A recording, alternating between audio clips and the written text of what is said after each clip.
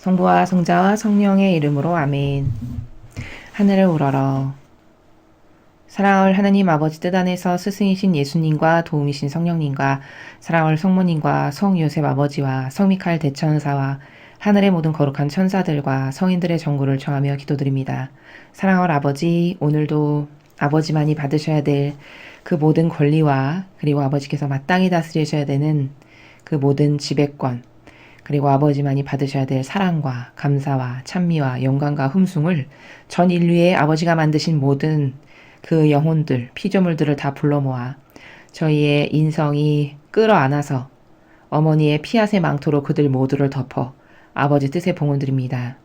아버지, 그들이 다 깨닫지 못하여 드리지 못한 것을 항상 저희 사명이 인간적인 역겨운 저희의 뜻이 아니고 예수님과 어머니의 뜻 안에서 두 분의 정신의 나라에서 두 분의 사랑으로, 그리고 두 분이 아버지께 드리셨던 권리, 그리고 두 분이 아버지께 드리셨던 권한, 마땅히 받으셔야 될 찬미, 영광, 이 모든 것들을 예수님과 어머니의 정신세계로 아버지께 드리고자 하오니 아버지 너그러이 받아주시옵소서. 그래서 인류로부터 이런 권리를 받기는커녕 매일같이 역겨움의 모욕을 당하고 계시는 아버지의 그 상처받으신 그 갈기갈기 찢겨지신 심장과 성의심의 모든 상처들을 저희가 위로해드리고 하나하나 입맞춤을 드리는 마음으로 이 사랑을 드립니다. 아버지 너그러이 받아주시옵소서. 또한 예수님과 어머니, 시간이 지나면 질수록 역겨운 사악한 마귀의 농간에 대부분의 사람들이 속아 넘어가서 지금은 진짜 어떤 게 선이고 어떤 게 악인지를 구분하기가 너무나도 힘든 세상이 되었습니다.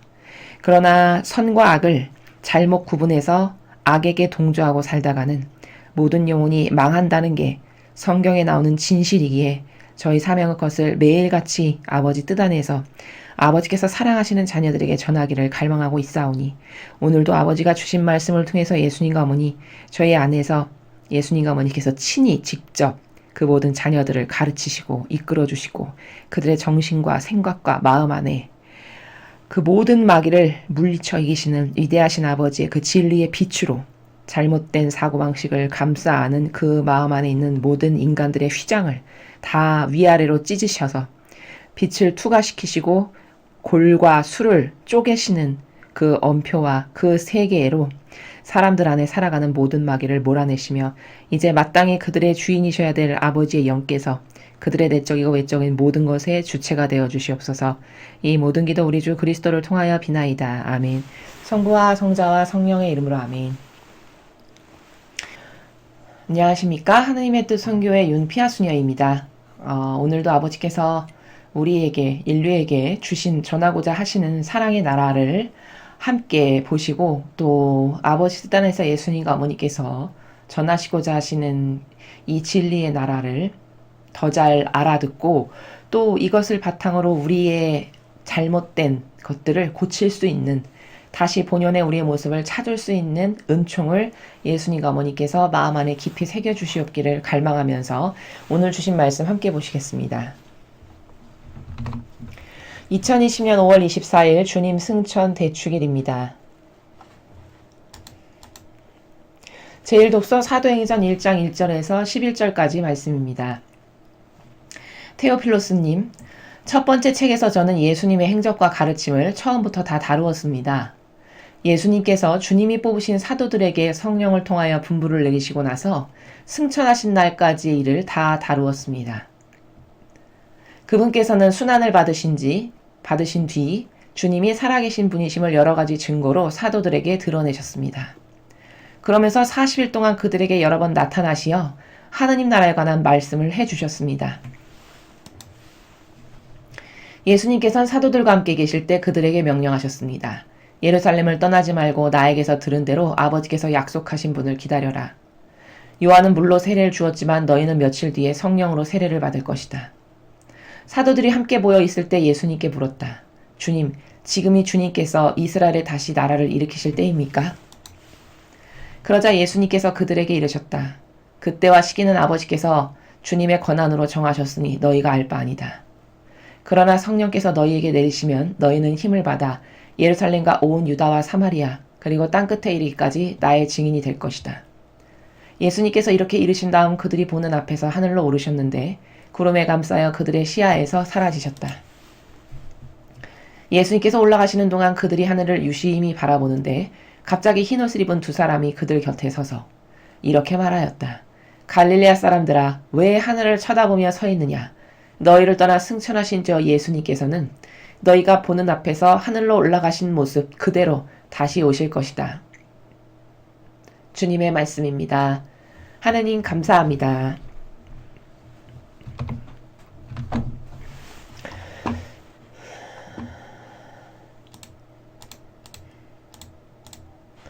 예, 오늘 여러분께서 지금 일독서에서 보신 사도행전은 첫 번째 1장 1절부터 11절까지의 말씀을 함께 보셨습니다. 자, 여러분 오늘은 주님 승천 대축일이죠. 예수님께서 이제 십자가에 못 박혀서 수많은 인류의 죄악을 완전히 배상과 보속을 다 끝내시고 돌아가셨죠. 그리고 나서는 말씀하신 그대로 사흘 만에 다시 부활하셨어요. 부활하시고는 또 지상에서 약속하신 대로 제자들에게도 나타나시고 이런 아버지의 뜻을 이루시기 위한 그 모든 가르침을 다 마지막으로 전하고 흩어진 공동체를 다시 불러 모으고 이런 일을 다 완수하신 다음에 그리고는 이제 드디어 하느님 어자 옆에 그 옆에 들어 올려지시는 그 승천하시는 그런 아주 기념비적인 역사적인 우리 신앙인들에게는 사건이 있었던 그 기념일이 바로 오늘 주님 승천 대축일입니다. 오늘 지금 여러분이 보시고 계시는 이 사도행전은 예수님의 그 지상에서 오셔서 순환받으셔서 승천하시게 이르기까지의 그 예수님의 모든 업적과 역사에 대해서 기술하고 있죠. 자, 우리가 이 근원적인 문제부터 해결을 하고 넘어가야 돼요. 제가 진리를 배우기 전에 어떤 분이 그런 질문을 하시는 걸 들은 적이 있는데 그분은 아마 무신론자였었던 걸로 제가 기억을 하는데 이렇게 질문을 하는 거예요. 아니 너희 가톨릭 신자들은 너희 그리스도인들은 그렇게 뭐 부활 오면 부활 기뻐하고 뭐 승천했다고 승천 기뻐하고 뭐 탄생했으면 탄생했다고 기뻐하고 그러는데 그게 도대체 너랑 무슨 상관이 돼 너희는 그렇게 기뻐하냐? 이렇게 물어보더라고요. 여러분 굉장히 근원적 원리적인 질문이에요. 비록 자연법에 국한해서 그 사람의 사고방식이 막혀서 그렇게밖에는 이해할 수 없는 범주에서 질문을 한다 하더라도 여러분 그것에 대해서 지금 현재 가지고 있는 이 진리의 나라의 지식을 가지고 대답하실 수 있으십니까? 제가 한번 여쭤볼게요. 여러분은 여러분의 생일도 아니잖아요. 그쵸? 여러분이 부활한 것도 아니고 여러분 자신이 승천한 것도 아니에요. 그럼 여러분하고 하나도 관련이 없죠. 당사자가 아니란 말이죠. 그 사람의 질문의 요지는. 아니 네 생일도 아닌데 뭐 태어났다고 성탄이라고 기뻐하고 그쵸? 아니 네가 부활한 것도 아닌데 너는 부활했다라고 니네 종교는 기뻐하고 그냥 남이 부활했으니까 축하한다라고 축하하는 거냐 니네가 축하한다라고 인사하고 기뻐하는 거는 이렇게 질문을 한 적을 제가 들은 적이 있어요. 근데 저는 그때 진리 안 배웠을 때도 아 그러네 그렇지 저런 질문 가질만 하다 저 질문을 나한테 했으면 난 뭐라고 대답을 하지? 이런 생각을 했던 적이 있습니다. 근데 답할 말을 뾰족히 찾지를 못했어요. 제가 그 당시에 저를 생각해 보니까. 그건 뭘까? 그 정도로 막연하고 피상적이라는 거예요. 저의 종교 생활이. 그냥 그런 의미도 없고 그런 본질적인 내가 추구하는 바가 어떤 명확하게 있어가지고 데스티네이션이 그 추구하는 명확하고 본질적인 목표의식을 가지고 투철하게 그것만을 위해서 무슨 도전하는 이런 게 아니라 그냥 막연하고 그냥 부모님이 모태신앙이시고 유아 세례 받았으니까 종교 하나 있는 건 좋으니까 인생살이는 어차피 힘들고 고단한 거니까 가끔 힘들 때마다 신이 있으면 없는 것보단 낫지. 마치 이런 피상적이고 막연하고 그저 구체성도 없는 그런 가운데서 그냥 왔다 갔다만 하는 이런 종교 생활이었다라는 거예요. 과거 진리를 모를 때. 그러니까 그 사람이 그렇게 핵심을 찌르는 질문을 했는데 뾰족히 답할 말이 생각이 안 나더라는 거죠. 자, 오늘 여러분도 제가 지금 드린 이 질문에 여러분의 생일도 아니고 여러분이 부활한 것도 아니고 여러분이 승천해서 하늘나라에 간 것도 아닌데 도대체 너는 왜 기쁘냐? 네가 기뻐하는 기쁨의 근원은 도대체 뭐냐? 그 무신론자가 그렇게 똑똑한 질문을 했어요. 그럼 여러분은 뭐라고 대답하실 거냐는 거죠. 만약에 저처럼 뾰족하게 대답할 말이 생각이 안 나고 잘 모르겠다. 그럼 저와 같은 여러분도 부작용 가운데서 그냥 피상적이고 막연한 종교 생활을 하고 계시는 거예요. 그냥 때 되니까 밥 먹는 것과 같은 왔다 갔다만 일평생 왔다 갔다만 성당을 하는 이런 시간 낭비, 돈 낭비, 에너지 낭비는 다 하면서 이런 막연한 종교 생활을 하고 있다는 증거예요. 바로 이게. 자, 오늘 그것에 대한 답을 우리가 이 사도행전을 통해서 발견할 수 있습니다. 오늘 예수님의 이 인생의 가장 하이라이트라고 할 수 있죠. 돌아가셨고 부활하셨고 승천하시는 한평생의 사명의 삶에서 가장 정점을 찍는 그 하이라이트 부분을 우리가 지금 보고 있어요. 이걸 통해서 우리가 그 무신론자가 했던 질문에 대한 근원적인 해답을 찾아야 돼요. 그러네? 왜 그렇지? 왜 우리는 그게 기쁠까? 왜 우리는 그게 부활 축하합니다. 왜 축하할 일일까? 도대체 그런 신적인 것과 그런 예수님의 신적 사건과 나하고는 무슨 연관성이 있는가? 이걸 알아야 되겠죠. 이게 막연하지 않은 가운데서 하는 신앙생활이에요. 자, 여러분, 왜 부활이 기쁜가? 우리도 예수님과 같이 부활할 수 있다라고 하는 예표를 보았기 때문에 기쁜 거예요. 자, 예수님이 이 세상의 모든 악을 다 짊어지시고 완벽하게 배상과 보속을 하시고 돌아가셨어요. 그리고 나서는 진짜 나는 이렇게 사흘 만에 부활할 거다라고 예언하신 그대로 진짜 사흘 만에 다시 부활하셨어요. 자, 그것을 통해서 우리는 뭘 볼 수 있냐? 하늘나라가 오늘 이 승천 사건도 마찬가지입니다. 하늘나라가 그냥 막연하게 맨날 예수님이 있다고는 하시는데 진짜 있는지 없는지 이 제자들도 항상 확신이 떨어지죠. 여기 반영하는 걸 보면 항상 확신이 떨어지고 그 나라에 대해서 굉장히 막연해요. 예수님이 아버지는 이런 분이시다. 하늘나라는 이런 곳이다. 그렇게 3년을 넘게 가르쳐도 얼마나 답답하냐면 주님, 저도 아버지를 뵙게 해주십시오. 저희는 그거면 충분하겠습니다. 이렇게 토마스가 이야기하죠. 그러니까 예수님이 뭐라고 그러시죠? 아니, 너는 나하고 이렇게 오랫동안 동고동락하면서 살면서 같이 내가 가르침을 줘서 전해받고 이런 제자였으면서 너는 아직도 아버지를 모른단 말이냐? 아니, 네가 나를 3년 동안 맨날 밥 먹고 동고동락하면서 부대 끼면서 살고 내가 가르치는 거 듣고 이랬으면 넌 아버지를 이미 뵌 거다. 내가 곧 아버지이기 때문이다. 왜? 나는 아버지께 듣고 보고 한 것만을 말하지 절대 내 뜻으로 아무것도 말하지 않고 절대 내 뜻으로 너에게 가르치질 않아. 그러니까 나를 지금 네가 형상적으로 눈으로 보고 있잖아. 그럼 넌 아버지를 보고 있는 거야. 내 겉모양만 이렇게 아들의 형상을 띤 예수 그리스도지만 내 속은 내 신성은 살아계신 하느님의 뜻을 그대로 받드는 완전히 용해된 그분의 뜻과 뗄래야 뗄 수 없는 불가분의 관계에서의 하나 된 신성이니까 너는 지금 나를 보면 아버지를 본 거야. 이렇게까지 이야기하시죠. 그래도 못 알아듣잖아요. 이게 다 뭘까? 이 정도로 천상의 나라가 이렇게 각각 옆에서 가까이 살았던 제자들도 항상 막연했던 거예요. 있다고는 하는데 본 적도 없고 이렇게 물체처럼 만져지기를 하나 뭐 이렇게 눈앞에 확 보여가지고 그냥 속이 시원하게 다 뚫리게끔 뭐를 확인할 수가 있길 하나? 그런 게 없는 이 근시안적이고 갇혀 사는 인간에게는 그저 항상 막연했어요. 항상 막연하고 피상적이고 별로 이렇게 싹 와닿지 않는 이런 나라였다는 거예요. 근데 돌아가셨는데 진짜 부활하셨어. 그리고는 부활하셔서도 50일인가를 이 지상에서 함께 제자들하고 생활하시고 가르치시고 여기저기 나타나시고 이런 걸 거쳐서 마침내 진짜 승천하셨네. 그러면 뭘까? 막연하게 피상적으로 있던 하늘나라가 아니라 진짜 있다는 거를 예수님의 이 인생을 통해서 우리가 알 수 있는 거구나. 여기 3절에 증언하잖아요. 그분께서 순환 받으신 뒤 주님이 살아계신 분이심을 여러 가지 증거로 사도들에게 드러내셨다는 거예요. 지금 뭐냐?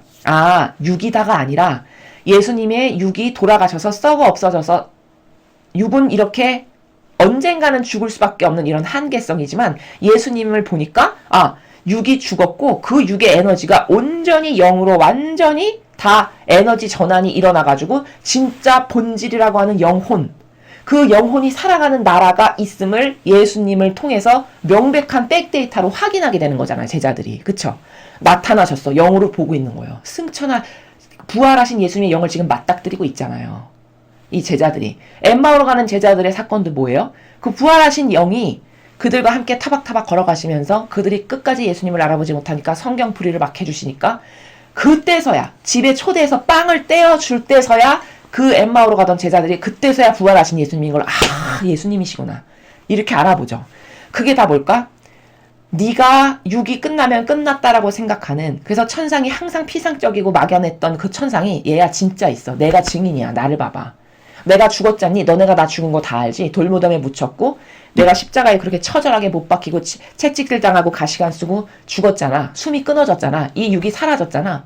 근데 그 육의 에너지가 완전히 영혼으로 다 완벽하게 에너지 전환이 돼가지고 이제 영체로 너희 앞에 나타나지. 그럼 뭐야? 이 영체가 살아가는 나라가 있다라는 거잖아. 그 하늘나라가 존재한다는 걸 내가 여기 3절에 이야기하잖아요. 여러 가지 증거로 사도들에게 드러내셨다고. 하면서 40일 동안 여러 번 나타나셨다. 지상에 오셔가지고 40일 동안 제자들에게 빈번히 나타나시고 뭐 누구에게도 나타나시고 누구에게도 나타나시고 이러면서 하느님 나라에 관한 말씀을 계속 해주시면서 가르치시고 부족한 부분을 메꾸고 보충하시고 그리고 마침내 40일 후에 승천하시는, 그쵸?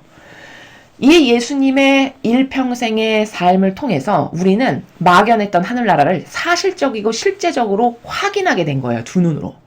그분이 부활하신 그 사건을 통해. 그래서 부활하셔서 제자들과 함께 머무시면서 수많은 것을 또 같이 부족한 것을 하느님 나라에 관해서 깨닫게 하시고, 그리고 진짜 승천하시는 걸 여기 보죠. 제자들이 여기 보잖아요. 사도들과 함께 계실 때 떠나지 말고 기다려라. 약속하신 분이 올 때까지, 성령님이 오실 때까지. 그러니까 뭐 제자들이 이렇게 뭘 물어보고, 그리고 나서는 예수님께서 이렇게 이르신 다음 그들이 보는 앞에서 하늘로 오르셨는데, 이거 제자들 다 목격자인 거예요. 승천 사건에 목격하는 가운데 예수님이 올라가시는 걸 보는 거예요. 구름에 감싸여 그들의 시야에서 사라지셨다. 쭉 올라가시더니 어느 순간 되니까 구름이 싹 감싸면서 이제 안 보이게 되시는 거죠. 더 이상. 이 승천 사건의 목격자들이며 부활 사건의 목격자들인 당사자가 이제 제자들이 된 거예요. 더 이상 빼도 박도 못할 완벽한 증거죠. 이 제자들의 입장에선 자기가 눈으로 봤으니.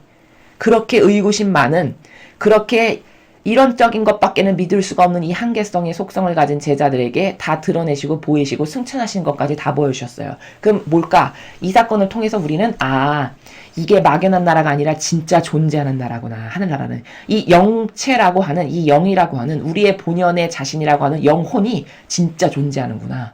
영혼이 갈 나라가 저렇게 있구나. 이것을 다 빼도 박도 못할 증거로 보여주신 거잖아요. 그래서 다시 근원적으로 올라가서 그 무신론자가, 신앙을 아무것도 갖고 있지 않았던 그 무신론자가 넌 도대체 너랑 무슨 상관인데 부활이 그렇게 기쁘며 승천이 왜 그렇게 기쁜 거냐 라고 물어봤을 때 그 질문에 우리는 어떻게 이제 답할 수 있죠? 절대 우리랑 무관하지 않기 때문에 기쁜 거예요. 나랑 절대 무관하지 않아요. 그 사건이. 어떻게 무관하지 않냐? 예수님이 그렇게 부활하셨고 마침내 승천하셔서 본향에, 우리가 떨어져 나온 그 본향, 천상이라고 하는 그 본향에 올라가셔서 하느님 오른편에 앉으셔서 이제 그 옥자에서 아버지와 함께 다스리시는 이 나라가 사실적으로 존재한다는 걸 눈으로 확인한 사건이며, 그러므로 그 예수님이 부활하셨고 승천하셨다는 사건은 우리에게는 어떤 희망으로 다가오는 거냐? 우리도 아버지의 뜻 안에서 용해돼서 예수님처럼 살면 저 나라에 갈 수 있구나 하는 예표요, 기준점을 보여주신 거다라는 거예요. 그러니 얼마나 그게 우리에게 기쁜 사건이고 희망으로 가득한 사건입니까? 이게 답이에요. 이게 답. 그럼 마귀는 또 이런 질문을 할 수 있어요. 제가 지금 이렇게 논증한 것에 대해서 마귀는 어떻게 다가와서 질문하냐면, 야, 그건 신이니까 부활이 가능하고 신이니까 승천이 가능한 거야. 너는 신이 아니잖아. 이렇게 이야기할 수 있어요. 자, 그럼 신이니까 가능하다라고 하는 마귀의 논증에 제가 반박을 할게요. 성모님을 보세요. 성모님은 신 아니죠? 신이 아니어서 개신교가 무시할 만큼이에요. 마리아, 마리아 이따위로 부르면서. 그쵸? 감히 우리의 본질적 어머니인 성모님에게 마리아, 마리아 자기 동네 옆집 애 이름 부르듯이 그렇게 모욕을 주죠, 개신교가. 자, 우리의 진정한 어머니신 성모님을 보세요. 신 아니었어요. 우리랑 똑같은 한계성을 가진 인간이에요. 근데 이분도 산채로 들어올려셨죠. 승천하셨다는 것을 보여주셨어요. 그럼 진짜 예표가 뭘까?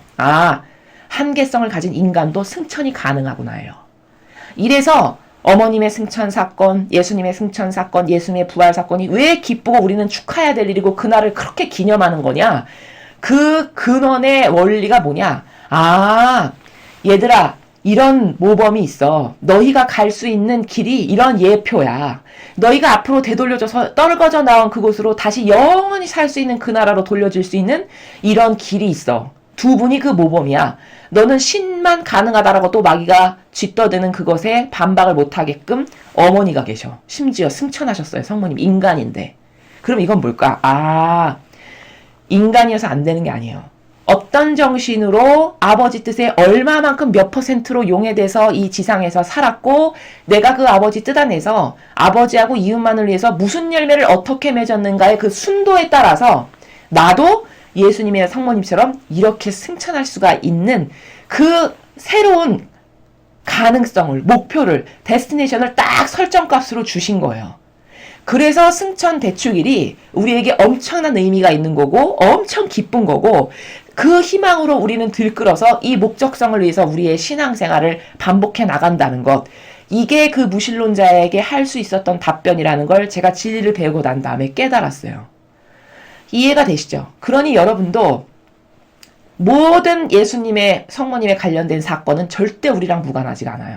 더더군다나 이런 원리예요. 예를 들어 내가 이 지상에서 살 때 예수님과 성모님의 정신세계에 완전히 녹아들고 용해되게 살기를 갈망해서 진짜 내 자아를 계속 버렸어. 그래서 마침내 내가 어떤 존재인지 이렇게 꼬집어 봤을 때 내가 진짜 어떤 존재인지 나는 기억도 안 나네. 내 속성이 뭐지? 내가 나라고 생각하고 정의하면서 살았던 그런 나라는 인간적인 존재 자체가 생각이 안 나네. 이 정도가 됐어. 나라는 존재가 누군지 완전히 잊어버릴 만큼. 그래서 완벽하게 예수님과 어머니의 정신세계에 용해되고 하나 됐어. 그럼 여러분, 제가 죽었어요. 이를테면 예를 들어. 그럼 제가 죽었을 때 제가 완전히 용해되고 하나 돼서 살았다면 이 지상에서 예수님과 어머니와 그럼 죽은 다음에 제가 지옥을 갈 수 있을까요? 없을까요? 절대 지옥 갈 일이 없어요. 왜냐? 이것을 천상의 책에서 원리적으로 뭐라고 설명하셨냐면 예수님이 얘야, 아니 너가 나랑 완전히 용해되고 하나 돼서 지상생활에서 살았어. 그럼 네가 죽고 난 다음에 너하고 나는 뗄래야 뗄 수 없는 관계잖니? 왜? 네가 네 뜻을 다 버리고 나랑 완전히 용해됐으니까. 그럼 용해된 거는 분리불가분의 관계잖아요, 여러분. 분리할 수가 없는 거를 용해됐다라고 하죠. 그 정도로 하나 됐는데 네가 죽고 난 다음에 네가 절대 지옥 갈 수 없지. 왜? 너랑 나는 완전히 하나인데 그럼 나도 지옥 가라는 얘기냐? 네가 지옥 가면 그럴 수 없는 거잖아. 이렇게 얘기하신다고요. 천상의 책에서. 이러니까 용해돼서 하나 돼서 완벽하게 예수님과 어머니의 정신세계로 살아는 영혼은 절대로 지옥을 갈 수가 없는 거구나. 내가 지옥 간다면 예수님도 나 따라서 같이 지옥 가야 되는 거예요. 하나 됐기 때문에. 용해됐기 때문에. 그쵸? 이건 말이 안 되는 거잖아요. 그걸 실제적으로 말씀하세요. 그러니까 네가 죽으면 너는 나 있는데 같이 가야 돼. 왜? 우리는 한 뜻 한 몸이니까. 이렇게 말씀하신다고요. 이러니까 승천이 가능한 희망이 더 구체화되죠, 여러분. 승천과 부활이 인간에게 가능하다는 것은 바로 이 원리 때문에 가능한 거예요. 인간이 잘나서거나 거룩해서거나 똑똑해서거나 영적이어서가 아니에요. 절대. 오로지 인간은 완전히 떨궈져 나온 본연의 나라로 돌아가기 위해선 유일무이하게 방법이 딱 하나밖에 없어요. 우리에게는. 그건 뭘까? 완전히 내 뜻을 버려서 예수님과 어머니하고 여러분 물에다가 잉크 타면 분리 가능한가요? 분리 불가능하죠. 잉크하고 물 따로 분리 불가능하잖아요. 마치 이것처럼. 이렇게 용해돼서 하나 된 정신세계가 아니고서는 인간은 거룩해질 수도 없고요. 부활이나 승천 이런 거 절대 할 수 없고 그리고 그런 인간에게는 본연의 나라로 돌아갈 수 있는 방법이 없어요. 하나 되지 않고는. 용해되지 않고는. 유일하게 우리가 천상에 갈 수 있고 또 본연의 나라를 찾을 수 있고 거룩해질 수 있는 유일무이한 방법은 딱 하나. 예수님과 어머니랑 완전히 용해돼서 하나 되는 것. 이게 답이에요. 우리의 영적인 차원의 나라에서. 그래서 그렇게 살았을 때는 너도 내가 부활했듯이 부활해야 되고 당연하죠. 하나 됐으니까. 너도 내가 승천했듯이 승천할 수 있고 너는 지옥에 절대 안 가고 왜? 내가 너랑 완전히 하나 됐는데 어떻게 지옥을 가? 그럼 나더러 지옥 가란 말이지. 이 얘기가 성립되는 거예요. 이래서 예수님의 부활 사건이나 오늘 같은 이런 승천 대축이나 이런 승천 사건 이런 것이 전혀 우리와 무관하지 않아요. 이건 우리의 예표를 보여주신 엄청 중요한 사건이고 우리가 갈 바의 목적성의 데스티네이션을 딱 설정해 주신 그 모범 중에서도 모범을 이런 거란다라고 설정값을 딱딱 제시하신 거예요. 우리에게. 그래서 도전할 수 있는 사람은 얼마든지 도전해서 그 나라에 다시 되돌려줄 수 있는 이 기회의 가능성을 우리에게 주신 거다라는 겁니다. 이래서 예수님의 부활, 승천, 무슨 성탄 이런 게 다 각각 이런 본연의 고유한 본질적 의미를 다 담고 있고 이것은 절대 인간인 우리하고 무관하지가 않다. 그 설정값의 기본의 예표가 우리에게 되어주셨기 때문에 무관하지가 않은 거다라는 거예요. 여러분, 요즘에 스마트폰 안 쓰시는 분 없죠? 스마트폰이 얼마나 좋은 건지는 사람이 활용하는 능력에 따라 다 다르게 쓰일 수 있어요. 그저 그걸로 게임이나 하고 여보세요 통화나 하고 문자나 하는 수준이 스마트폰을 이용하는 수준이라면 그 스마트폰이 아무리 1조짜리 억만조짜리라 한들 그 영혼에게는 그저 값어치가 게임하는 값어치의 수준? 게임하는 값어치가 예를 들어 100원짜리다. 그러면 1조짜리 줬다 한들 100원어치밖에는 활용할 수 없는 게 그 사람의 한계예요. 그렇죠.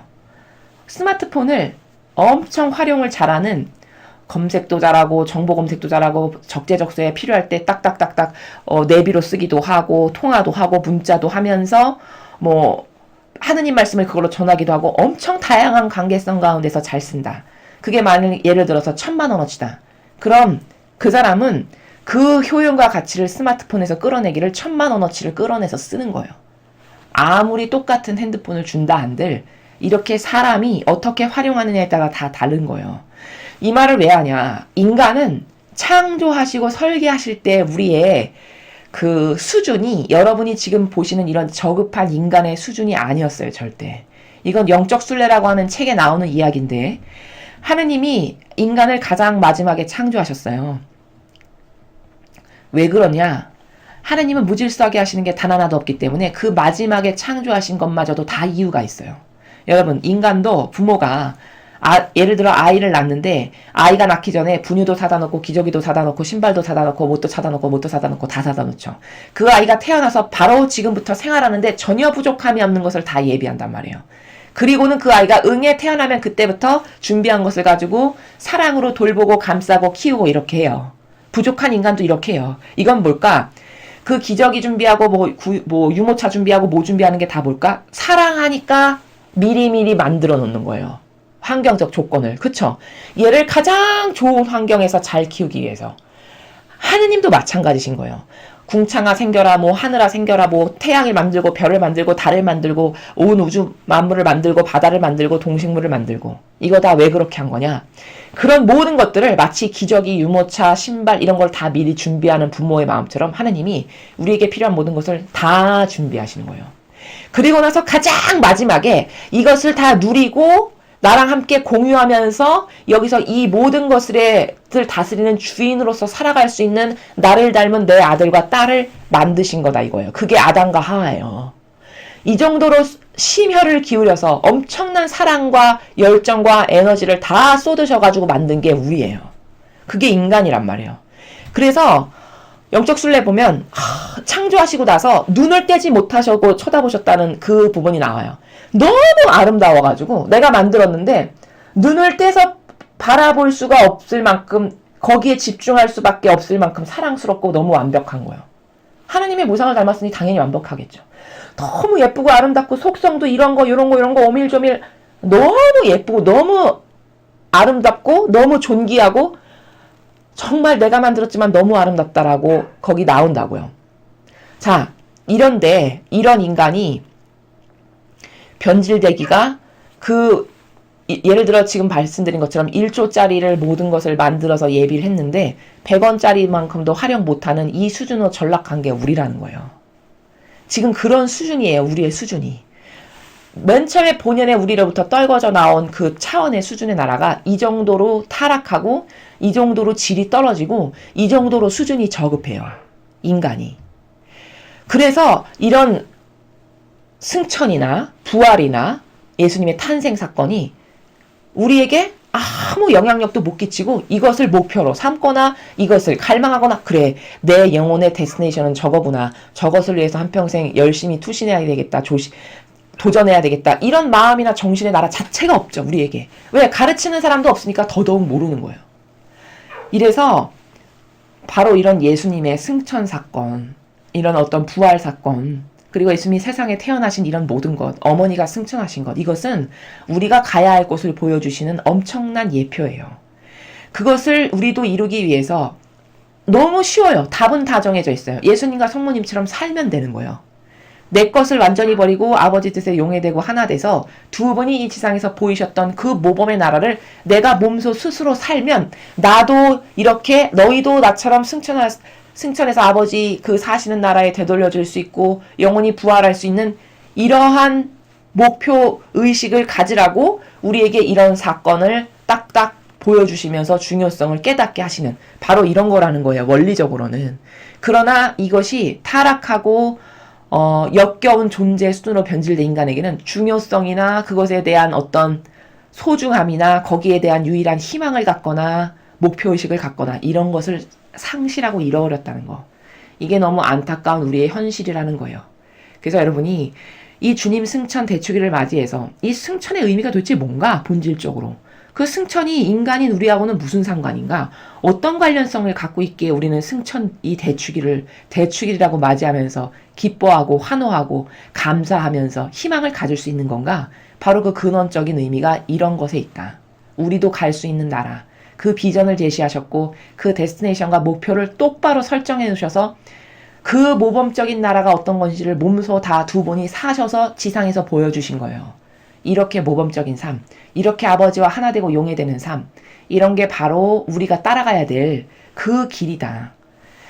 이 정신의 올바른 관점의 나라를 여러분이 하나 여기다 오늘 심으셔야 돼요. 이 승천 대축일을 맞이해서. 자, 그럼 이제 이어서 이 독서를 함께 보시겠습니다. 제2독서 사도 바오로의 에페소서 1장 17절에서 23절까지 말씀입니다. 형제 여러분, 우리 주 예수 그리스도의 하느님, 영광의 아버지께서 여러분에게 지혜와 계시의 영을 주시어 여러분이 그분을 알게 되고 여러분 마음의 눈을 밝혀주시어 그분의 부르심으로 여러분이 지니게 된 희망이 어떤 것인지 성도들 사이에서 받게 될 그분 상속의 영광이 얼마나 풍성한지 여러분이 알게 되길 빕니다. 또 우리 믿는 이들을 위한 그분의 힘이 얼마나 엄청나게 큰지를 그분의 강한 능력의 활동으로 알게 되기를 빕니다. 하느님께서는 그리스도 안에서 그 능력을 펼치시어 그분을 죽은 이들 가운데서 일으키시고 하늘에 올리시어 주님 오른쪽에 앉히셨습니다. 모든 권세와 권력과 권능과 주권 위에 그리고 현세만이 아니라 내세에서도 불릴 모든 이름 위에 뛰어나게 하신 것입니다. 또한 만물을 그리스도 발 아래 굴복시키시고 만물 위에 계신 그분을 교회의 머리로 주셨습니다. 교회는 그리스도의 몸으로서 모든 면에서 만물을 충만케 하시는 그리스도로 충만해 있습니다. 주님의 말씀입니다. 하느님 감사합니다. 자, 바오로 사도가 이야기하는 것도 1독서와 같은 관점으로 볼 수 있습니다. 지금 바오로 사도는 구구절절히 뭐에 대해서 이야기하는 거냐? 예수님이 어떤 분이신지 모르는 이 세상에게 그분이 어떤 분이신지, 그분의 위대성이 어떤 건지, 그분이 우리에게 남겨주시는 많은 보물과 같은 것들이 뭔지를 지금 전하고 있어요. 그래서 여러분 마음의 눈을 밝혀주셔서 예수님께서 뭘로? 진리로. 여러분 마음의 눈이 밝혀진다는 게 뭐예요? 아, 진실을 깨닫게 되는 거예요. 아, 이게 진실이구나. 아, 이거는 가짜구나. 아, 이런 나라가 진짜 존재하는구나. 아, 저 본질의 나라에 나도 도전해야지. 아, 나 저런 정신세계에 도전해서 살다가 죽고 싶어. 이게 마음의 눈을 밝혀주는 거죠. 그쵸? 한 번도 궁금증도 안 가져봤던 세계를 깨달아서 열어서 알게 해주는 거예요. 이게 여러분이 여러분 마음의 눈을 밝혀주신다라는 나라가 바로 그런 나라예요. 이건 어떨 때 가능하냐? 영혼의 마음이 완전히 아버지께 활짝 열려서 진리에 올바르게 반영하는 영혼일 때만 이 역사가 일어나요. 그래서 닫혀있던 영혼의 눈이, 마음의 눈이 열려지는 거예요. 허와시를 깨닫게 되는 거죠. 여러분, 인생도 그렇잖아요.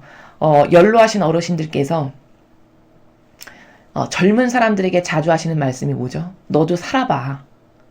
너도 내 나이 되면 알게 돼. 이런 말씀을 가끔 하시죠, 어르신들이. 그게 무슨 나라냐면 너가 내 나이쯤 돼야 그 진실이 뭔지를 알게 돼.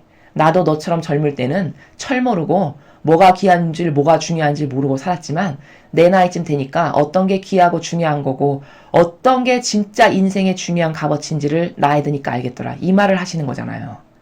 그게 뭘까? 진리를 배우지 않았지만 연륜으로서 터득하시는 거죠. 그분들은. 살아온 세월과 살아오면서 당했던 고통과 희생의 무게와 그리고 끊임없이 반복됐지만 이겨냈던 그 고통의 역사들을 통해서 자신들이 성숙해지고 깨달은 바가 있는 거예요. 마음과 정신 안에. 그래서 이 나이 되면 너도 알게 돼가 무슨 말이냐. 그렇게 모든 고통과 희생을 통해서 나이가 먹고 보니까 아, 이게 소중한 거고 이게 진실인 거고 이게 정말 중요한 건데 그 중요한 걸 몰랐구나라는 걸 알게 됐다는 그 나라의 말씀을 하시죠. 세상에 살아가는 분들도. 그게 뭐냐? 18절에 예수님을 알면 진리를 배우면 마음의 눈이 열린다는 거예요. 마음의 눈이라는 건 뭐냐? 분별할 수 있고 옳게 바라볼 수 있고 뭐가 소중한지를 알고 어떤 것에 힘을 쏟아야 되고 어떤 거는 버려야 되고 어떤 건 포기해야 되는지 이런 것을 알게 된다는 거예요.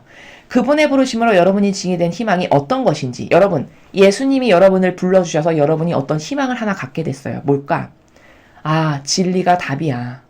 이것밖엔 없어. 인간에게 이게 진짜 중요하구나. 난 여태 헛짓하고 살았네. 이게 뭘까? 새로운 희망으로 어떤 게 중요한지를 알고 도전의식을 완전히 바꿔 사는 거예요. 여태까지 물질, 여태까지 뭐 자식에게 애걸복걸하고 자식에게 집착했고 물질에 집착했고 남편에게 집착했고 혹은 속세에 내가 따라야 될 명예 뭐 이런 거에 집착하고 살았던 사람이 진리를 배우고 깨닫고 발견하게 되잖아요. 그럼 어떻게 되냐? 그걸 점점 놓게 돼요. 버리고 포기하게 되고 거기에 힘을 안 쓰게 됩니다. 왜 그럴까? 용을 써야지 그렇게 되는 게 아니라 진리를 배우면 배울수록 아 그건 헛된 거구나. 아무 쓰잘데기가 없는 거라는 걸 깨닫게 되기 때문이에요. 그래서 진리를 자꾸 듣고 발견하면 사람이 어떻게 되냐면 필요 없는 것을 이렇게 애착과 집착으로 움켜쥐고 살았던 한평생의 그 모든 것을 이렇게 놔요. 놓게 돼요. 자동으로 놓게 돼요. 그게 애써서 막 힘줘서 억지로 놓기 싫은데 놓는 게 아니고 진실을 알게 되다 보니 아 이건 필요 없는 거였어. 아 필요 없구나. 아 이것도 쓰잘데기 없는 거 내가 힘쓴 거네 버리고. 아 이거 뭐야. 아 이거 아무런 본질에 내가 천상의 나라에 가는 것하고는 아무 도움도 없는 상관도 없는 거야. 놓고. 이렇게 놓게 된다는 거예요. 이게 영혼이 자유인이 된다는 나라가 이거예요. 그리고는 어떤 희망을 딱 잡게 되지? 아 이것만이 답이구나. 이게 진리만이 답일세. 이제 보니까. 거기에 모든 답이 다 있네. 이 예수님과 어머니가 가르쳐주신 이 정신세계가 가장 탁월하고 아름다운 거구나. 이것만을 잡아야 되겠다. 그 희망이 어떤 것인지를 너가 깨달아야 된다라고 지금 바오로 사도가 이야기하잖아요. 성도들 사이에서 받게 될 그분 상속의 영광이 얼마나 풍성한지 여러분이 알게 됐으면 좋겠다라고 그러죠. 상속. 예수님이 아버지의 뜻을 완벽하게 이루셨기 때문에 천상의 모든 것이 다 예수님 거예요. 아버지가 만드신 모든 것이 나는 하늘과 땅의 모든 권한을 다 받았다가 뭐예요? 그것을 누릴 자격이 충분하고 합당하다는 거예요. 아버지께로부터 인정을 받으신 거예요. 왜? 전 인류 중에 예수님 통해서 배상과 보속의 은혜를 받지 않은 인간은 단 한 명도 없죠. 전 인류의 모든 죄악의 배상과 보속을 다 보속하셨으니까. 그럼 그들에게 나눠줄 모든 은총이 사실은 예수님 거예요. 예수님 혼자 배상과 보속하셨기 때문에. 그걸 예수님 혼자 받으시기에 타당해요. 그러니까 나는 하늘과 땅의 모든 권한을 다 받았다 하신 거예요. 그런데 그렇게 하늘과 땅의 모든 권한을 다 받으셔서 아버지가 만드신 모든 것을 예수님은 함께 공유하면서 살아가면서 누릴 수 있는 자격이 있으세요. 근데 우리도 이제 죄악을 용서받았기 때문에 예수님 덕분에 우리도 과거의 그 낡은 인간인 우리의 인성, 우리의 자아, 우리의 욕심, 시기, 질투, 사사로움, 감정, 자애심, 이기심, 사욕, 욕망 이런 거 있잖아요. 이걸 다 버려. 다 놔. 그리고 내가 오로지 원하는 건 딱 하나. 예수님과 완전히 하나 되는 거야. 그걸 딱 잡았어. 그럼 그분이 가지신 것을 나도 같이 공유하게 될까요? 안 될까요? 당연히 되는 거예요. 하나 됐기 때문에. 여러분 자식도 완전히 하나 되면 내게 다 네 거야. 아들아. 내게 다 네 거야. 딸아. 이렇게 하죠. 세상의 부모도. 하긴 요즘 세상은 하도 병들어서 망나니 같이 사는 자식에게도 물론 상속을 합니다만 하늘나라는 절대 그런 게 없어요. 타협이 없기 때문에. 하늘나라는 자격이 있는 사람에게만 누릴 수 있어요. 그렇기 때문에 예수님과 완전히 하나 되잖아요. 그럼 예수님이 가지신 모든 게 나도 함께 공유할 수 있는 상속을 받을 수 있는 자격이 된다는 거예요. 이해가 되시죠? 그런 은총이 너에게도 있기를 바란다 라고 말씀하시는 것이죠.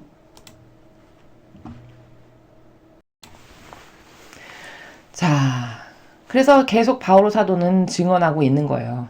예수님이 우리에게 보여주신 그 희망의 예표가 뭔지를 여러분 깨달아야 된다. 여러분이 완전히 용에 대해서 하나 돼서 살면 그분이 누리시는 모든 게 여러분도 누릴 수 있는 상속을 받게 되는 거요.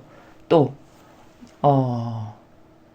건세와 모든 권력과 권능과 주권이 그리고 현세만이 아니라 내에서도 불릴 모든 이름 위에 뛰어나게 하신 그분이시다. 예수님을 계속 증언하고 있어요. 지금 예수님이 어떤 분이시고 우리가 그분과 하나 되면 누리고 받아 누릴 수 있는 상급이 뭐고. 자, 그래서 이제 마침내 이런 예수님을 그리스도의 교회의 머리로서 세우셨다라고 지금 바오로 사도는 증언을 하고 있죠.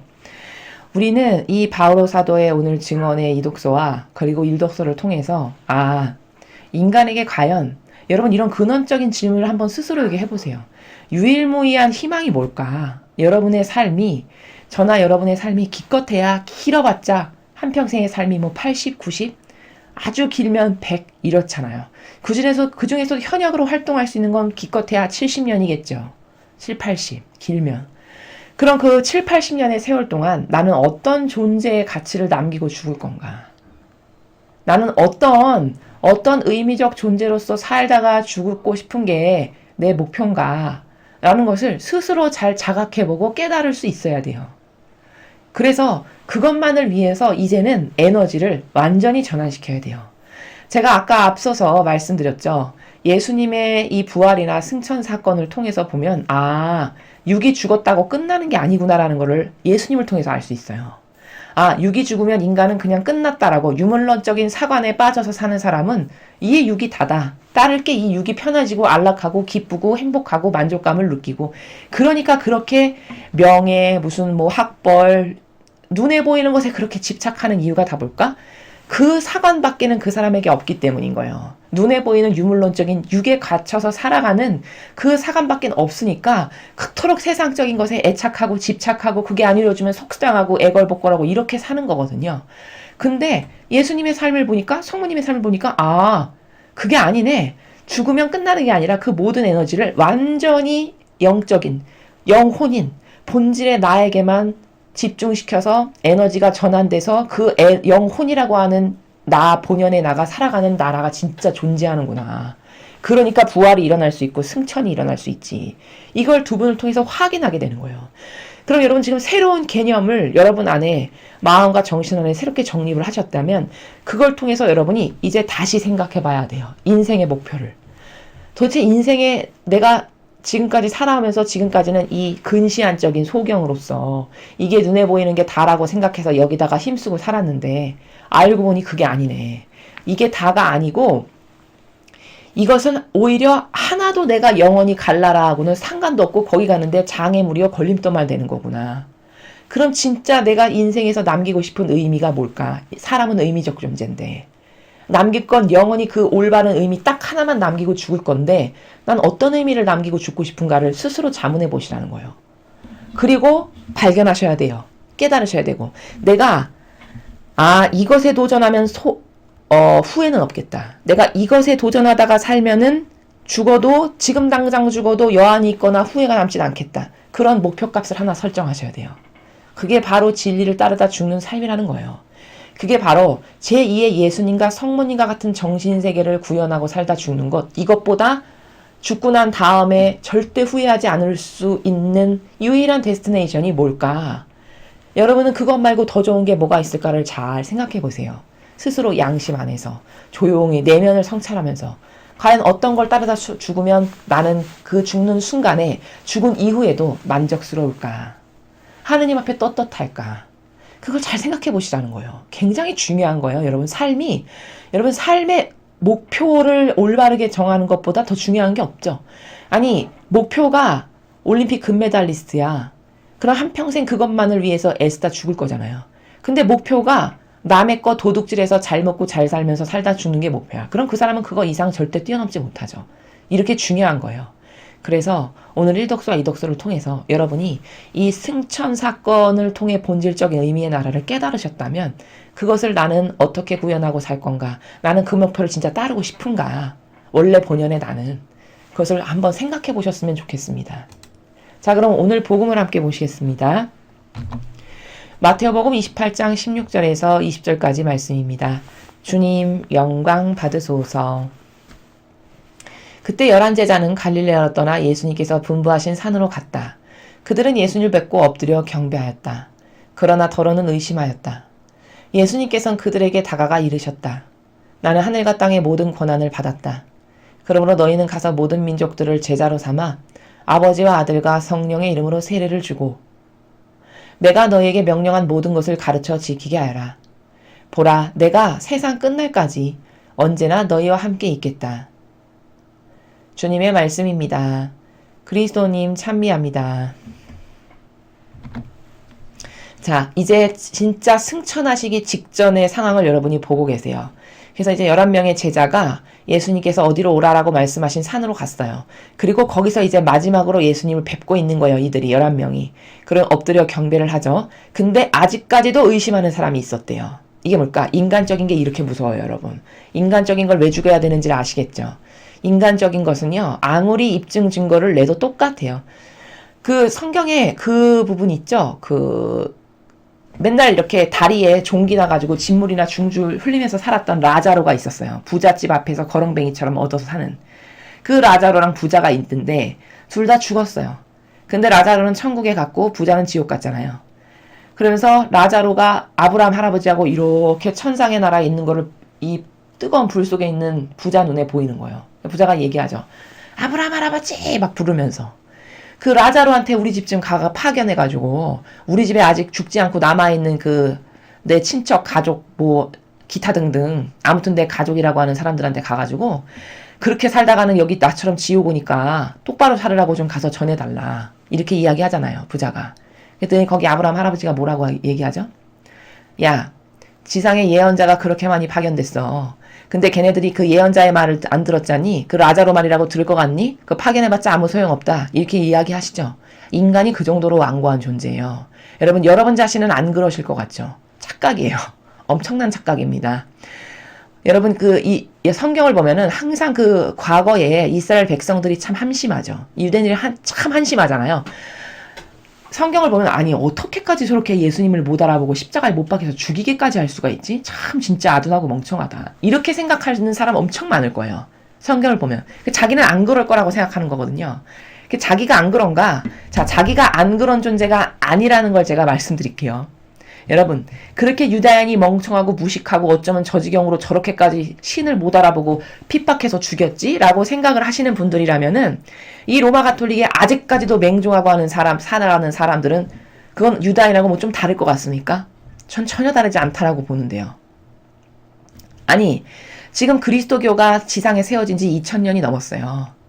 그럼 2000년의 기간 동안 아버지께서 끊임없이 그때그때마다 예언자 파견하셨고요. 예수님 파견하셨고요. 지금 이 시대에는 말씀이 끊어지고 성경 이후로는 말씀 없는 것 같죠, 여러분? 절대 아닙니다. 큰 착각이에요. 이 교회가 가로막아서 가르치지 않아서 그렇지 성경 이후의 아버지 역사도 수많은 곳에서 발현하시면서 메시지 계속 주고 계세요. 뭐 미국, 유럽, 어디 할 것 없이 심지어 아프리카에서 성모님이 공중에 부양해서 나타나셨는데 핸드폰 카메라로 찍었는데 그게 성모님인 걸 누가 봐도 알 수 있을 만큼 선명하게 찍히는 시대가 지금 시대예요. 이 정도로 세계 각국에서 발현하신다고요. 누구나 어떤 자녀들도 만날 수 있게끔 지금은 그렇게 발현의 횟수가 높고 말씀의 빈도가 높아졌어요. 마지막 시대이기 때문에. 그럼 여러분 2000년이 지났고 이렇게 말씀을 많이 주시고 발현의 횟수가 빈도가 높을 만큼 이 정도인데 아직까지도 로마 가톨릭의 그 고위 성직자와 직함을 가진 이 사람들과 교황을 신처럼 떠받들고 신앙생활 하잖아요. 그럼 그분들은 유다인들보다 좀 뭐가 나은가요? 저는 전혀 나을 게 없고 더 심각하다라고 생각해요. 왜? 지금 사제들은 과거의 바리사이보다 더 심각한 악독한 악질적인 변종된 마귀들이에요. 왜냐? 과거에는 무신론 공산주의를 떠받들진 않았잖아요. 지금은 아주 뻔뻔하고 태연하게 주님의 거룩한 제단 앞에서 무신론 공산주의 말을 거침없이 내뱉잖아요.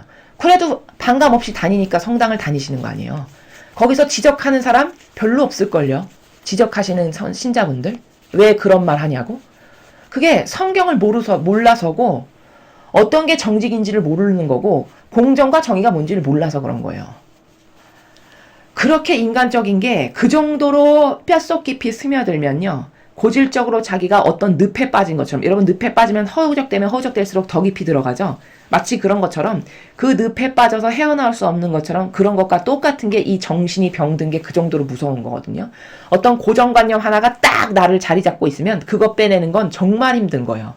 그 고정관념이 그래도 로마 가톨릭은 나의 그 유아 세례를 받았을 때부터 내가 여기서 신앙생활 했던 데인데 뭐 그렇게까지 모든 신부가 다 그렇게 나쁘진 않지. 하느님 보면서 다니는 건데 뭐 이렇게 자신만의 뇌피셜로 자신의 위안을 스스로 끌어다가 삼으면서 신앙생활을, 아니 종교생활을 그냥 계속 주구장창하는, 이게 안타까운 신자들의 현재 주소예요. 그런 인간적인 사고방식으로 가득 차면요, 이 아브라함 할아버지 우리 집에 가서 라자로한테 여기 오면 나처럼 살면 이렇게 지옥 오니까 절대 안 살게 해주세요, 이런 말 하니까 단번에 거절하시잖아요. 천상의 나라에서 아브라함 할아버지가 뭐라고 거절하시던가요? 야, 소용없는 일이야. 야, 과거엔 예언자 안 보냈니? 그렇게 수많은 예언자 보내고 그 어떤 예언자의 말도 안 받아들였잖아. 그럼 뭐 라자로 보낸다고 말 들을 것 같아? 절대 필요 없는 뻘짓이라고 이야기하시는 게 바로 그 인간의 완고한 나라를 말씀하시는 거예요. 여기도 똑같죠. 지금 그렇게 많은 것을 보여주시고 부활하다 못해 40일간 지상에서 제자들 만나주시고 이렇다 나 부활한 거 맞다 여기 손 넣어봐라 오죽하면 이렇게까지 하시잖아요. 근데도 덜어는 의심하였다가 아직도 나오는 거예요. 이게 인간의 현재의 주소라는 거예요. 인간의 한계적인 그 역겨운 인간적이라고 하는 속성이 얼마나 인간 자신을 어떤 것도 똑바른 것 하나도 신뢰할 수 없는, 여러분 여기 예수님을 신뢰 안 하면 어떤 것을 신뢰할 수 있을까요? 이 지상에 어떤 걸 신뢰하고 싶으신가요, 여러분? 내 온전한 모든 것을 다 바쳐서 신뢰해도 좋은 사람이 있든가요? 이 세상에? 단 한 명도 없어요. 인간은 원죄를 갖고 태어난 죄인이면서 하도 변덕스럽기가 어제 다르고 오늘 다르고 내일 다르고 모레 다르고 1년 다르고 이런 수준이기 때문에 어떤 인간도 완벽하게 신뢰할 인간은 없다는 거예요. 그럼 이런 예수님을 믿지 않으면 어떤 걸 믿을 거라는 거죠. 그런데 이렇게 퍼펙트한 완벽한 예수님도 아직까지 의심하는 수준이 인간의 수준이라는 거예요. 자, 이런 상황이에요. 그러니까 예수님이 이제 올라가시기 직전이니까 마지막으로 말씀하시기를, 마지막 당부를 하시기를, 얘들아 모든 민족들을 제자로 삼아서 아버지의 아들과 성령의 이름으로 그들에게 다 세례를 줘라. 성령 세례를 줘라. 너가 이제 앞으로 만나는 모든 영혼들에게 성령 세례를 주고, 그리고 내가 여태까지 3년 이상을 너희와 함께 머물면서 가르쳤던 그 모든 것 있지, 내가 특별히 명령했던 것, 이렇게 해라 이렇게 해라, 아버지는 이런 나라다, 아버지는 이런 분이시다, 이런 거 다 전달해라. 그래서 그들도 지키게 하거라. 내가 세상 끝날까지 네가 아버지의 뜻을 전하는 한 항상 너랑 함께 있을 테니 너는 두려워하거나 타협하거나 비겁하게 뒤로 물러서거나 아버지가 아닌 이상한 것에 복종하거나 이런 것 절대 하지 말고 내가 항상 네 옆에 있을 것이니 내가 이 지상에서 행했던 이 모든 것을 이제 너희들이 행하거라, 이런 말씀이시잖아요. 그럼 여러분, 이게 교회의 사명이에요. 12제자에게 하신 말씀이잖아요, 이게. 그럼 교회는 이 일을 하라고 설립이 된 거예요, 지상에. 설정값이 이거다라는 거예요. 이 일을 하라고 이 세상에 만드셨다는 거예요, 목적성 자체가. 그럼 복음 전하는 건 기본이어야 되고, 그쵸? 진리 가르쳐야 되는 건 기본이어야 되는 거예요. 모두 제자로 삼아서 성령의 세례를 주고 이 내가 가르친 모든 것을 다 따라서 걔네들도 지키게 해가지고, 여러분 한두 명이 진리를 알았어. 근데 그 한두 명이 가족에게 긍정적인 파급력, 자기가 배운 거 그걸 파급력을 끼쳐. 그 선한 영향력을. 또 자기가 다니는 직장에 가서 그 선한 영향력에 파급력을 끼쳐. 그렇죠? 그럼 또 그 전에 받은 가족이 이 진리를 깨닫고 발견하고 맛들이고 이게 너무 좋은 세상이랑 세계라는 걸 깨닫고 이게 갈망하게 돼. 그럼 또 그 사람이 그가 다니는 사회적 관계를 맺고 있는 사람들에게 가서 긍정적 영향력을 끼치면서 이 진리가 왜 좋은 것인지, 이걸 따라야만 희망이 있다라는 이런 것을 할 거 아니에요. 그럼 이게 한 명이 되고 두 명이 되고 두 명이 세 명 되고 세 명이 네 명 되고 이렇게 자꾸 늘어나서, 예를 들어 대한민국의 5천만 모든 국민이 진리를 다 안다라고 생각해 보세요. 그게 완전히 퍼져나가서. 그럼 이런 빨갱이 정권이 감히 이 나라에 빌붙이고 살 수 있을까요? 절대 그럴 일이 없었겠죠. 저렇게 저런 정권이 들어와서 지금 3년이 넘었는데도 아직도 저 정권을 지지하는 사람이 있다는 거는 뭐냐? 이건 교회가 예수님이 이렇게 유언처럼 남기신 이것을 직무를 수행하지 않아서 직무유기를 하고 한평생 호의호식하면서 먹고 사는 것만에는 혈안이 되고 그 이에 자기가 손해받는 것은 절대로 안 하고, 이런 비겁한 타협주의자에다가 이렇게 진리 가르치라고 분명히 여기다가 말씀하셨는데 이런 것조차도 안 해가지고 사람들의 사고방식이 온통 마귀만 살게 하는, 방조해놓은 이런 죄예요. 교회가 지은 죄가. 그래서 성도들을 안 가르치다 보니까 어떻게 된 거죠? 그냥 인간적인 자기가 설정한 설정값만 따르고 살다가 죽게끔 모든 신앙인이 다 그래요. 그래가지고 맨날 자아가 툭툭 올라오는 이 감정이나 따르고, 맨날 자애심과 이기심과 내가 이득되는 거, 기분 나빠, 사사로운 감정이나 따르고, 이렇게 살다가 비참하게 죽고 하나도 열매는 못 맺고 신적인 것하고는 아예 상관도 없는 무관한 삶을, 근데 나는 신앙생활 해, 이렇게 착각하게 하고, 이런 부작용을 양산해가지고 대한민국의 올바른 사고방식을 가진 사람이 정말 찾아보기가 힘들 만큼 이렇게 불행한 시대가 됐어요. 그럼 이건 누구 잘못인가? 이건 다 교회의 100% 잘못이라니까요. 이건 전하지 않은 자의 잘못이에요. 직무유기를 한. 똑바로 전했어 봐요. 그게 퍼져나가서, 아니 바오로 사도가 대한민국까지 와서 복음 전한 거 아니잖아요. 그쵸? 바오로 사도가 그 도시국가, 그 이스라엘 주변의 도시국가를 다니면서 복음 전했어요. 일일이 발품 팔아가지고 걸어다니면서. 그 당시에 무슨 교통수단이 있기래요. 무슨 통신수단이 있기랬겠습니까? 그냥 또 몇백 리길 걸어가서 또 전하고, 또 거기서 몇 년 전하고, 또 몇백 리길 걸어가서 전하고, 이렇게 전했는데 그게 전 세계에 퍼져서 우리나라까지 복음이 들어온 거잖아요. 이런 천주교가 우리나라까지 들어오게 된 거잖아요. 이게 뭘까? 누군가는 전하는 사람이 그렇게 있었기 때문에 그가 미랄이 죽는, 썩어 묻히는 미랄의 씨가 돼가지고 그 파급력이 이 우리나라라고 하는 이 작은, 동방의 작은 이 나라에까지도 복음이 들어오게 된 거 아니에요. 그가 하느님의 도구로 쓰여졌기 때문에. 그럼 교회는 이런 걸 해야 될 거 아니에요. 제자라면 이런 걸 해야 되잖아요. 바오로 사도가 한 것과 같은. 누가 이런 걸 하나요?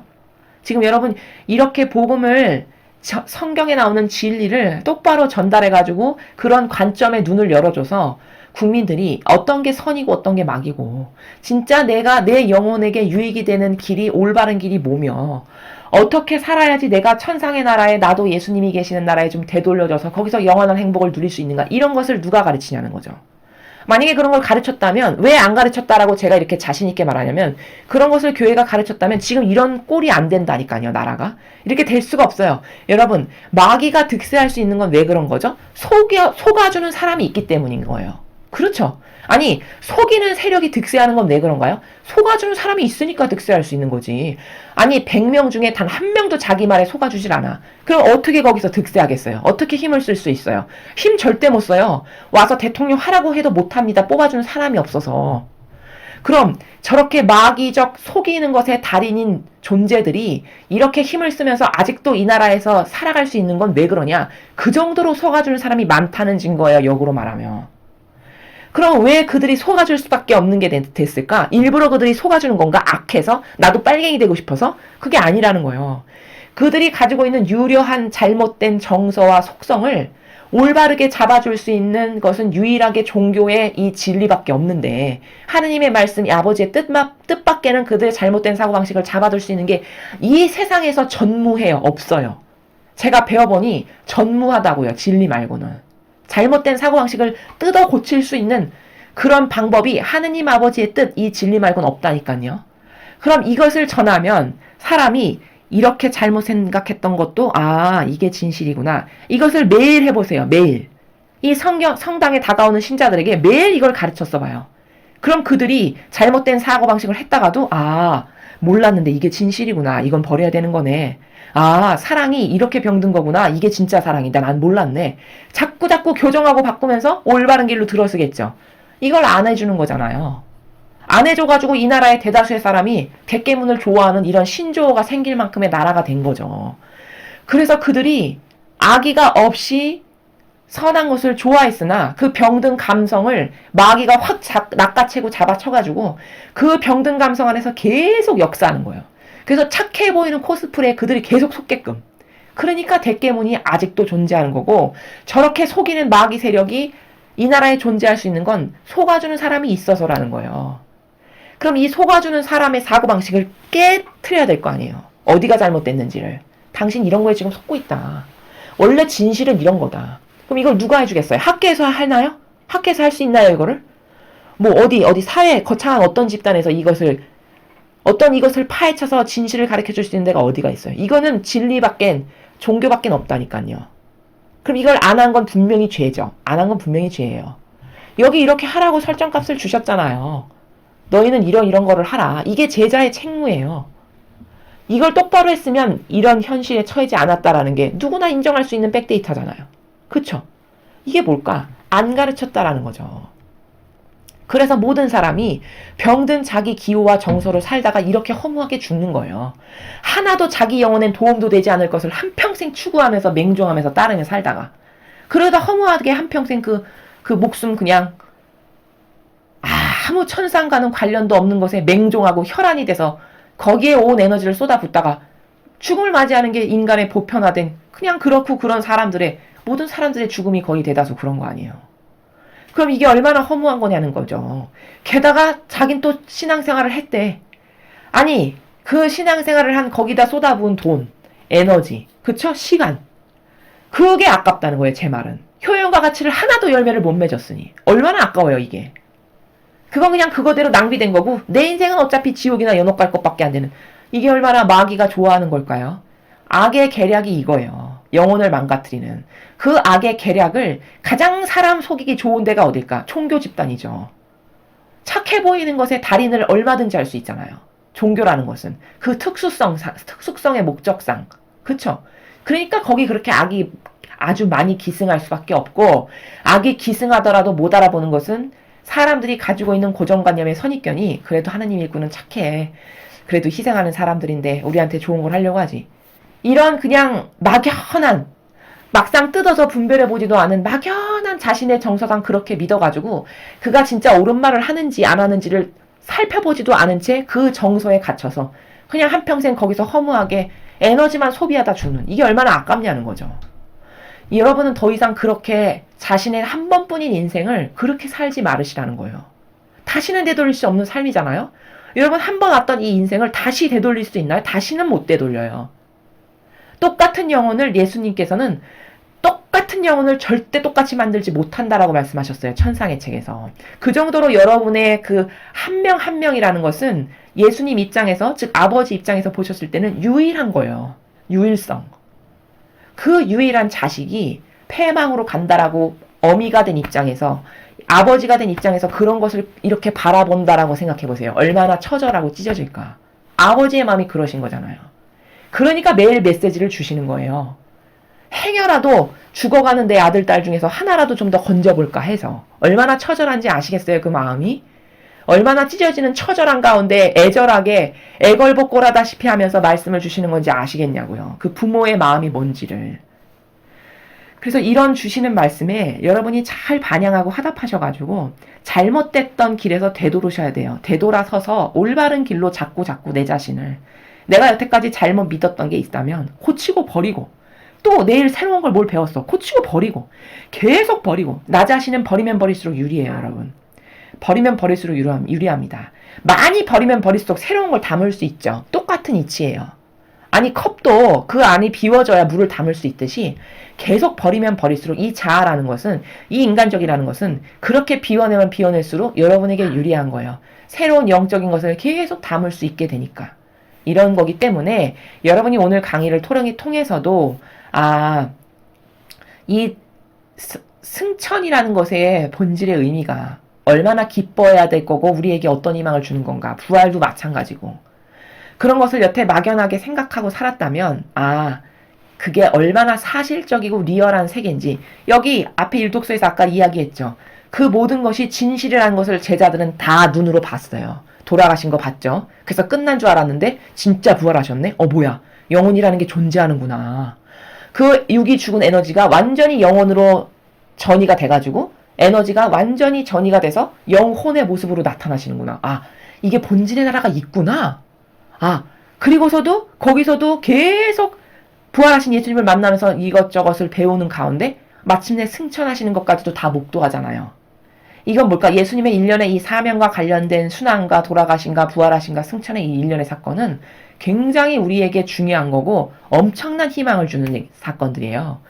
왜냐하면 우리는 그것을 통해서 정말 인간이 가질 수 있는 희망 중에 가장 고결하고 아름다운 희망을 가질 수가 있게 된 거고요.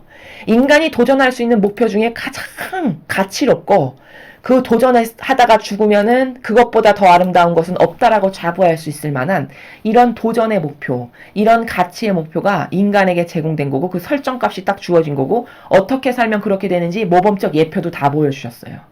그러므로 도전하고 말고는 여러분의 자유의지에 달린 거예요. 열심히 도전해서 그 세계, 그 정신 세계에 나도 가길 원하고 나도 그렇게 역겨운 내 자아를 버려서 새롭게 태어나기를 갈망하는 사람은 반드시 예수님이 가신 그 나라를 갈 수 있을 거고, 그런 것에 대해서 관심도 없고 별로 유물론적이고 이론적인 것에 갇혀 살아가지고 크나큰 가치를 못 느낀다. 그런 안타깝지만 어쩔 수 없이 갇혀 살다 죽는 영혼밖에는 안 되겠죠. 여러분은 어떤 삶을 선택하고 싶으세요? 여러분 스스로에게 자문해 보시기 바랍니다. 이상으로 2020년 5월 24일 주님 승천 대축일 복음회설을 마치겠습니다. 감사합니다.